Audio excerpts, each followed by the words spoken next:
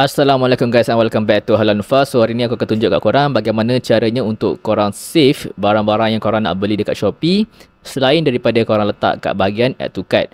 So contoh, barang yang saya nak beli adalah korang buka dulu apps Shopee lah. Kemudian korang search barang yang korang nak beli. Contoh dompet lelaki, So saya scroll ke bawah dan contoh saya nak beli dompet yang ini guys, Saya berminat tapi bukan nak beli sekarang. Jadi cara ni adalah dengan korang just tekan butang love dekat sini. So dia akan automatic masuk ke bahagian my likes. Kat mana korang nak tengok adalah dengan korang pergi dekat bahagian back. Dia dekat bahagian me. Klik me dan korang boleh tengok dekat bahagian my likes. Nampak? Dah ada produk ini. So korang boleh simpan barang-barang dekat sini selain daripada korang letak dekat bahagian add to cart. And add to cart dia ada limit, tak silap saya dalam 200 barang kot. Sekarang ni saya ada lebih kurang 84 barang. So dah penuh lah, dah banyak lah juga kan. So kita boleh letak dekat bahagian my likes.